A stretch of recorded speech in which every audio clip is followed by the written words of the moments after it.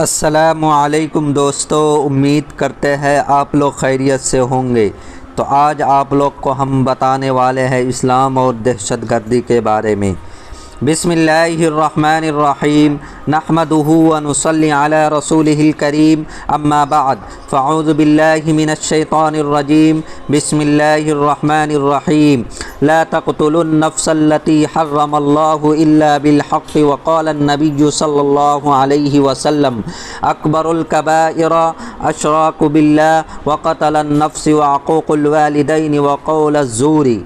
رلاتی ہے تیری حالت اے مسلمان مجھ کو کہ عبرت خیز ہے تیرا فسانہ سب فسانوں میں۔ برادران ملت اور حاضرین مجلس، آج آپ ریڈیو اور ٹیلی ویژن میں سنتے ہیں کہ فلاں جگہ دہشت گردی ہو رہی ہے، فلاں جگہ دہشت گردی پھیلانے کی کوشش کی جا رہی ہے۔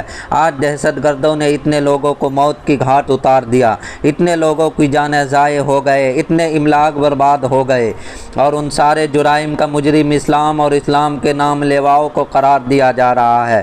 میں اس مختصر وقت میں آپ کو بتانا چاہتا ہوں کہ دہشت گرد کون ہے، پوری دنیا میں دہشت گردی پھیلانے والے کون ہیں، دنیا کے امن و امان اور چین و سکون کو چھیننے والے کون ہیں، روئے زمین کے باشندوں کی نیند کس نے حرام کی ہے، کہاں اس کے ملازم واقعتاً اسلام اور اسلام کے نام لیوا ہے، یاد رہے پر وہ کسی کے سوچی سمجھی سازش نہیں۔ دوستوں اور اسلام کے پروانوں، اسلامی تاریخ کے مطالعہ کرنے والوں جانتے ہیں کہ اسلام نے ہمیشہ امن و شانتی کی دعوت دی، صلح و آشتی کی دعوت دی، آپسی محبت و الفت کی دعوت دی ہے، اخوات و بھائی چارگی کی دعوت دی ہے، میل ملاپ اور خیر سگالی کی دعوت دی ہے، نصیحت و خیر خواہی کی دعوت دی ہے، ظلم و زیادتی سے روکا ہے، فتنہ و فساد سے روکا ہے، حق تلفی اور حق مارنے سے روکا ہے، خواہ مخواہ نزاعات سے روکا ہے۔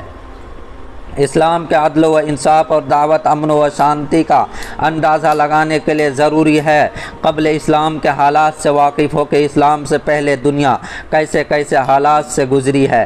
دوستو، 6 صدی عیسوی میں دنیا بڑی اضطرابی اور بے قراری کی حالت میں اپنے لمحات گزار کر رہی تھی۔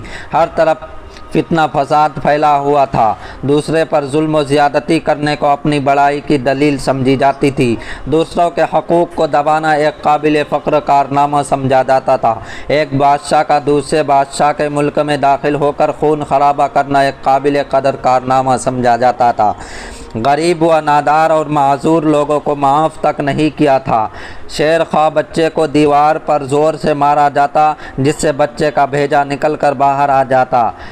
قیصر و قیصری کی تاریخ کسے معلوم نہیں، روم ویران کی ویرانی کسے یاد نہیں، بخت نصر کے قتل عام سے کون واقف نہیں، جنگ کا کلاب کی بے دردی سے کون آشنا نہیں۔ الغرض پوری دنیا میں فساد ہی فساد پھیلا ہوا تھا، چاہے روم ہو یا ایران، پاکستان ہو یا ہندوستان، یورپ ہو یا ایشیا، روئے زمین کا کوئی خطہ ایسا نہیں تھا جہاں لوگ امن و شانتی کی زندگی بسر کر رہے ہو۔ اسی حالت کو بیان کرتے ہوئے قرآن کریم نے کہا ہے، ظہر الفساد فی البر والبحر بما کسبت ایدی الناس۔ ایسے خطرناک اور تاریک ترین حالات میں اسلام کا ظہور ہوتا ہے اور اس منتظر و پریشان دنیا کو حقوق انسانی کا پیغام سناتا ہے، امن و شانتی کا پیغام سناتا ہے، صلح و آشتی کا پیغام سناتا ہے۔ اسلام کہتا ہے صلح جنگ سے بہتر ہے، چاہے جھک کر ہو صلح حدیبیہ کی تاریخ کسے یاد نہیں، مسلمانوں کو کس طرح اشیائے سفر راستے میں روکا گیا۔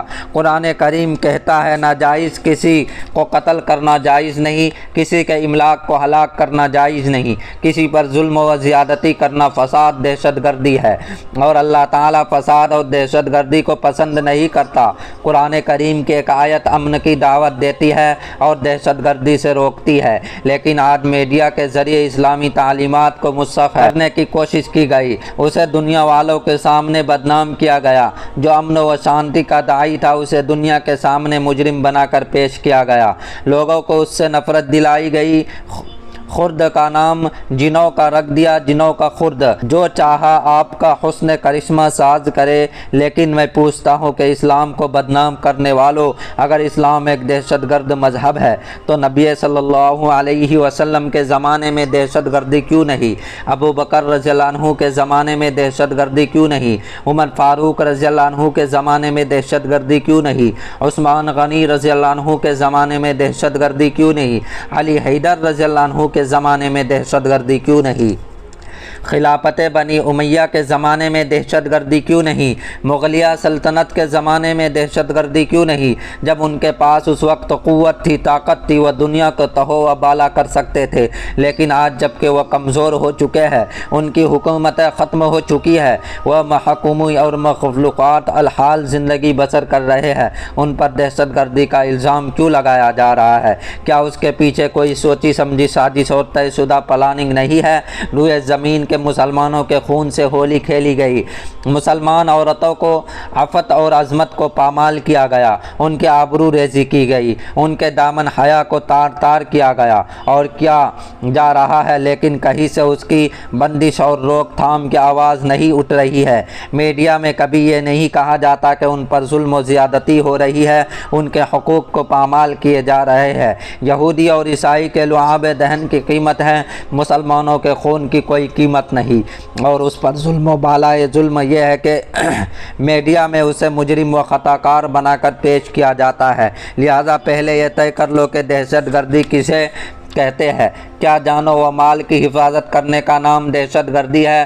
عزت و آبرو کی حفاظت کا نام دہشت گردی ہے؟ اپنے وطن سے محبت رکھنے کا نام دہشت گردی ہے؟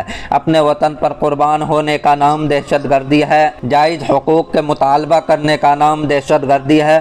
ظلم و ستم کے خلاف آواز اٹھانے کا نام دہشت گردی ہے؟ دنیا میں عدل و انصاف قائم کرنے کا نام دہشت گردی ہے؟ اگر تم اس کو دہشت گردی کہتے ہو تو ہم فخر سے کہتے کہ ہم دہشت گرد ہیں، لیکن دہشت گردی اسے نہیں کہا جاتا، بلکہ کسی کی حریت و اعزاز کے سلب کرنے کا نام دہشت گردی ہے، کسی انسانی حقوق پر ڈاکہ ڈالنے کا نام دہشت گردی ہے۔ اور اسلام پر دہشت گردی کے بہتان لگانے والوں، اب بتاؤ کہ بوسنیا میں دہشت گردی کس نے پھیلائی؟ بلقان میں دہشت گردی کس نے پھیلائی؟ سوڈان میں دہشت گردی کس نے پھیلائی؟ ابھی حال ہی میں افغانستان میں دہشت گردی کس نے پھیلائی؟ گجرات میں دہشت گردی کس نے پھیلائی؟ فلسطین میں دہشت گردی کس نے پھیلائی؟ کشمیر میں دہشت گردی کس نے پھیلائی؟ سرزمین فلسطین کا چپا چپا گوشہ گوشہ مسلمانوں کے خون سے رنگین ہو چکا ہے، لاکھوں عورتوں کو عفت و عظمت پامال ہو چکی ہے، کروڑوں بچے یتیم ہو چکے ہیں، ہزاروں مائیں بیوہ ہو چکی ہے، کتنے گھر ویران ہو چکے ہیں۔ مسلمانوں میں ان درندے یہودیوں سے پوچھنا چاہتا ہوں کہ اے نام نہاد امن و قائم کرنے والو، اگر تم واقعتاً امن و قائم کرنا چاہتے ہو تو خود دہشت گردی کرنا چھوڑ دو، دوسروں کی ذلت و آبرو ریزی کرنا چھوڑ دو، دنیا میں امن و قائم ہو جائے گا، دنیا سے دہشت گردی ختم ہو جائے گی، لوگ امن و سکون کی زندگی بسر کریں گے۔ یہی دہشت گردی کے خاتمے کا اصل علاج ہے۔ اللہ تعالی ہم سب کو اور دنیا کے تمام مسلمانوں کو دہشت گردی سے بچنے کی توفیق عطا فرمائے، آمین۔ وما علینا الا البلاغ۔ ہمارا ویڈیو اگر پسند آئے تو لائک شیئر ضرور کریں، اور اگر ہمارے چینل پر جو نیا ان کو سبسکرائب ضرور کریں۔ السلام علیکم ورحمۃ اللہ۔